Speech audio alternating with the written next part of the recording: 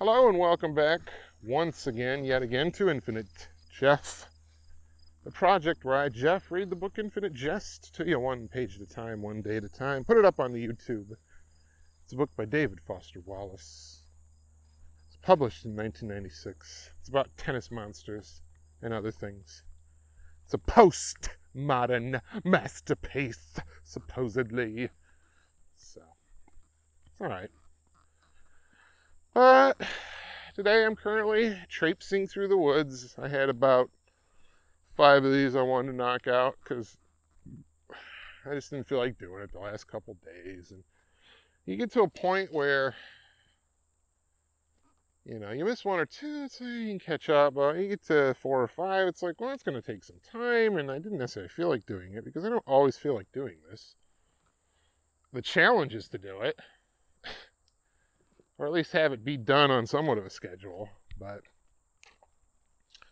so, and I'm actually currently on some off time, and I said I'm gonna go walk through the woods because it's the middle of August, and soon enough the weather's gonna turn shittier, and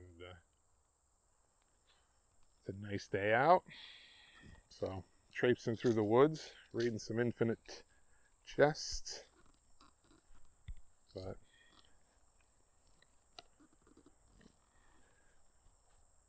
I don't know. I'm just in the woods reading. Can I read and not trip?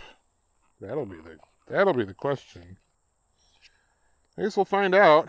We're on to page 174. And here we go. Here's how to handle being a feral prodigy. Here's how to handle being seated at tournaments, signifying that seating committees composed of old big-armed men publicly expect you to reach a certain round.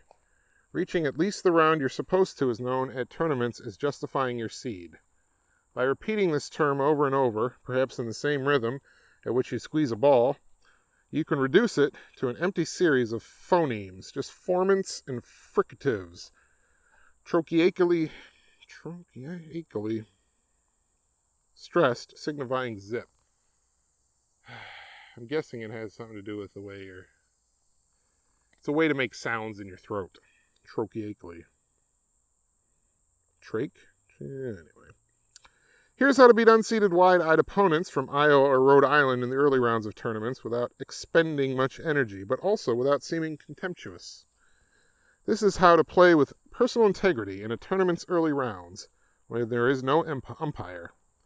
Any ball that lands on your side and is too close to call it fair.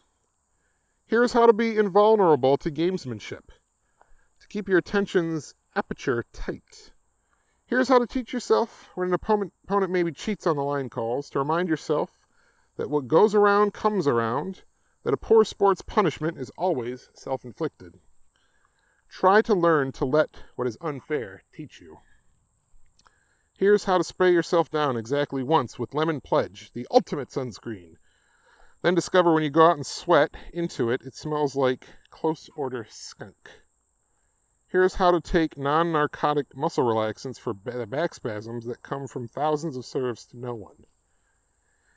Here's how to weep in bed, trying to remember when your torn blue ankle didn't hurt every minute. This is the Whirlpool, a friend. Here's how to set up the electric ball machine at dawn on the days himself is away, living up to what will be his final talent. Here's how you tie a bow tie. Here's how to sit through small openings of your father's first art films, surrounded by surly foreign cigarette smoke and conversation so pretentious you literally cannot believe them. You're sure you have misheard them.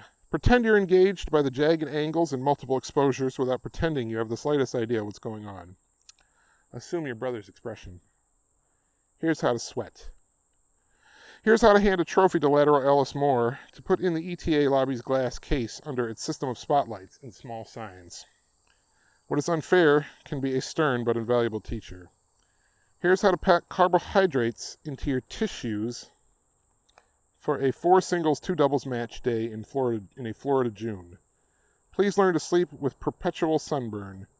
Expect some rough dreams. They come with the territory. Try to accept them. Let them teach you. Ugh.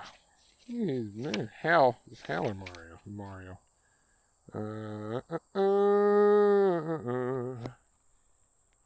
Sucks. But that's page 174 of Infinite Jest. Good night.